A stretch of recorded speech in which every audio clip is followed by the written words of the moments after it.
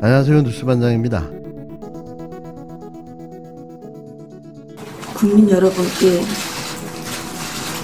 진심으로 사죄의 말씀을 드립니다.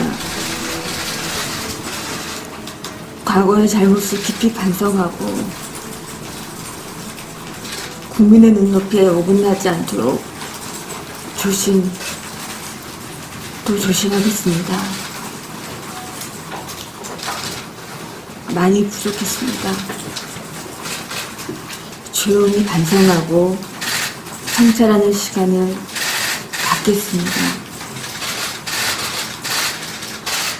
그리고 남편이 대통령이 되는 경우라도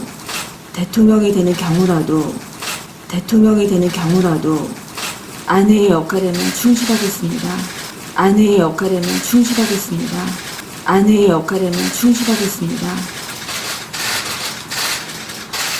그리고 남편이 대통령이 되는 경우라도 부디 노여움을 거두어 주십시오. 다시 한번 사죄의 말씀을 드립니다. 죄송합니다.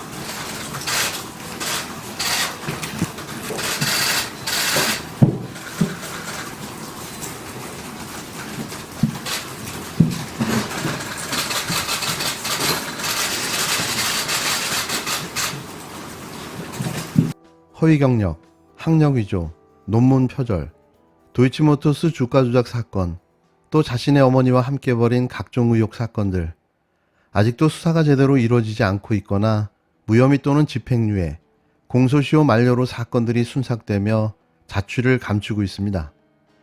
대선 당시 이런 사건들이 논란이 되자 조용한 내조를 약속하며 남편이 대통령이 되더라도 아무것도 하지 않겠다고 기자회견까지 열어 나오지 않는 눈물을 쥐어짜며 생쇼까지 벌였던 김건희 씨.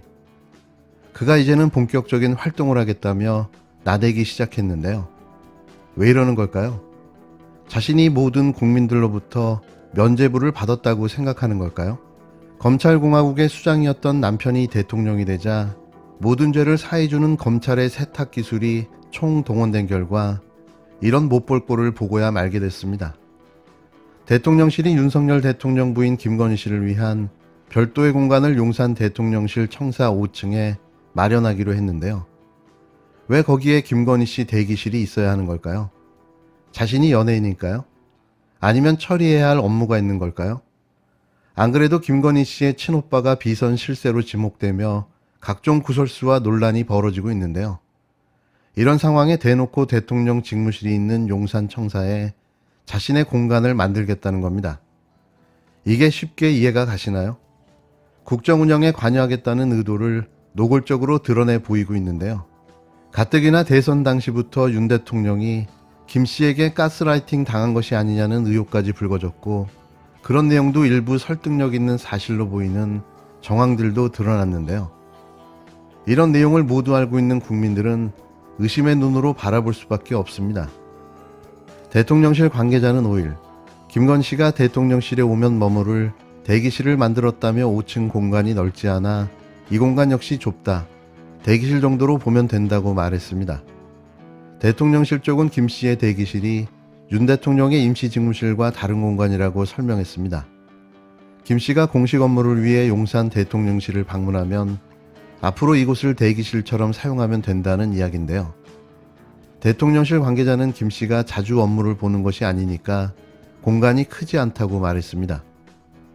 윤 대통령은 후보 시절 공약대로 제2부속실을 폐지했는데요. 그러나 최근 김 씨의 공식 비공식 일정이 잦아지면서 대통령실 안에 일을 전담할 인력을 부속실 내에 따로 배정했습니다. 대통령실은 미술품 전시 기획일을 했던 김 씨의 전공을 살려 관련 봉사활동 등 대외활동을 하는 방안을 검토하고 있는데요. 조용한 내조는 오간데 없고 본격적인 나대기가 시작된 거죠. 이런 걸 국민들이 과연 좋아할까요? 봉사는 조용히 하는 겁니다. 그게 내조인 거죠. 윤 대통령은 7월 초 서초동 자택에서 한남동 공간으로 이사할 것으로 알려졌는데요. 대통령실 관계자는 이날 이사는 현재로서 7월 초 정도 되지 않을까 싶다고 말했습니다. 이는 늦어도 6월 중순까지 이사를 마친다는 계획보다 약 2주가량 늦어진 건데요. 윤 대통령은 애초 서울 한남동 육군 참모총장 공간을 새 관저로 사용하려다 보수해야 할 부분이 너무 많다며 한남동 외교부 공간을 새로운 공간으로 낙점했습니다. 얼마나 많은 국민 혈세를 들여 화려하게 꾸몄을까 하는 의심이 드는데요. 5년짜리 일개 공무원 나부랭이가 이래도 되나 싶은 거죠. 자신이 청와대로 들어가기 싫다고 버린 용산 집무실 이전, 얼마나 많은 국민의 세금이 낭비됐는지는 알고나 있을까요? 가뜩이나 어려운 경제 상황 속에 오로지 자신의 심리적 안정을 위해 엄청난 국가 예산이 아무렇지도 않게 사용되어진 건데요. 윤석열 대통령, 자신을 위해서 말이죠. 그렇다고 일은 제대로 하고 있는 걸까요? 발사되고 나서 합참에서 지난번에도 제가 한번 말씀드렸는데 미상의 탄도미사일이라고 또 표현을 했더라고요. 네. 이거는 형용 모순입니다. 미상이라는 말은 탄도미사일인지 방사포인지 확인이 되기 전 미상의 발사체라고 문재인 정부에서는 발표해 왔거든요. 이걸 국민의힘에서는 북한 눈치를 보느라고 탄도미사일을 탄도미사일이라고 하지 못한다라고 비판을 했었어요. 근데 실제로는 탄도미사일인지 방사포인지 확인이 되기 전이라서 발사체라고 한 것이고 이상에, 그리고 탄도인지 방사포인지 확인이 되고 나면 그때 탄도미사일 혹은 방사포라고 발표를 했거든요. 그러니까 국민의힘에서는 탄도미사일을 탄도미사일이라고 하지 못한다는 비판을 했었기 때문에, 실제로 확인이 안 돼서 그런 건데 했었기 때문에 아무 문제 없는 정확한 표현인데 그걸 북한 눈치보기라고 뒤집어 씌웠었던 거예요. 근데 이제 직고를 했잖아요. 그동안 한 말이 있잖아요. 그러다 보니까 탄도미사일인지 방사포인지 확인도 되기 전에 일단 탄도미사일이라고 발표를 해버린 겁니다. 근데 실제로는 확인이 안 됐거든요. 그러니까 앞에다가 미상이라고 붙이는 거예요. 형용 모순이라는 겁니다. 이건 마치 신원미상의 김어준 발견돼 이런 거하고 비슷한 거예요. 김어준이라는 게 밝혀졌으면 신원미상이 아닌 겁니다. 신원미상이면 김어준인 줄 모르는 거고.